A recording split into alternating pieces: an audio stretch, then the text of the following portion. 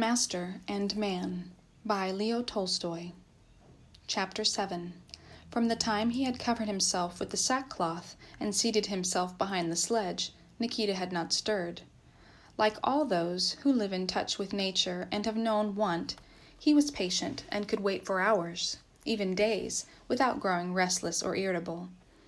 He heard his master call him, but did not answer because he did not want to move or talk. Though he still felt some warmth from the tea he had drunk and from his energetic struggle when clambering about in the snowdrift, he knew that this warmth would not last long, and that he had no strength left to warm himself again by moving about. For he felt as tired as a horse when it stops and refuses to go further in spite of the whip, and its master sees that it must be fed before it can work again. The foot in the boot, with a hole in it, had already grown numb, and he could no longer feel his big toe. Besides that, his whole body began to feel colder and colder. The thought that he might, and very probably would, die that night occurred to him, but did not seem particularly unpleasant or dreadful. It did not seem particularly unpleasant because his whole life had been not a continual holiday, but on the contrary, an unceasing round of toil of which he was beginning to feel weary. And it did not seem particularly dreadful because besides the masters he had served here, like Vasily Andreevich, he always felt himself dependent on the chief master, who had sent him into this life, and he knew that when dying he would still be in that master's power, and would not be ill-used by him. It seems a pity to give up what one is used to and accustomed to, but there's nothing to be done. I shall get used to the new things. Sins?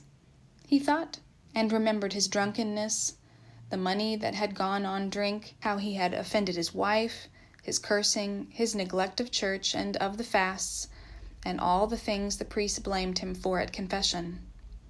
Of course they are sins, but then, did I take them on of myself?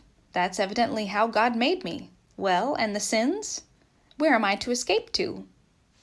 So at first he thought of what might happen to him that night, and then did not return to such thoughts, but gave himself up to whatever recollections came into his head of themselves. Now he thought of Martha's arrival, of the drunkenness among the workers, and his own renunciation of drink, then of their present journey, and of Tara's house, and the talk about the breaking up of the family, then of his own lad, and of Muhorti now sheltered under the drugget, and then of his master, who made the sledge creak as he tossed about in it. I expect you're sorry yourself that you started out, dear man, he thought. It would seem hard to leave a life such as his. It's not like the likes of us. Then all these recollections began to grow confused and got mixed in his head, and he fell asleep. But when Vasily Andreevich, getting on the horse, jerked the sledge against the back of which Nikita was leaning, and it shifted away and hit him in the back with one of its runners, he awoke and had to change his position, whether he liked it or not. Straightening his legs with difficulty and shaking the snow off them, he got up, and agonizing cold immediately penetrated his whole body. On making out what was happening, he called to Vasily Andreevich to leave him the drugget, which the horse no longer needed, so that he might wrap himself in it. But Vasily Andreevich did not stop, but disappeared amid the powdery snow. Left alone, Nikita considered for a moment what he should do. He felt that he had not the strength to go off in search of a house. It was no longer possible to sit down in his old place. It was now all filled with snow.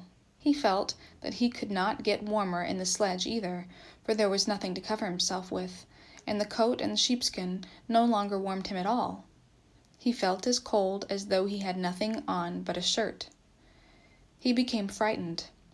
Lord, Holy Father, he muttered, and was comforted by the consciousness that he was not alone, that there was one who heard him and would not abandon him. He gave a deep sigh, and keeping the sackcloth over his head, he got inside the sledge and lay down in the place where his master had been. But he could not get warm in the sledge either. At first he shivered all over. Then the shivering ceased, and little by little he began to lose consciousness.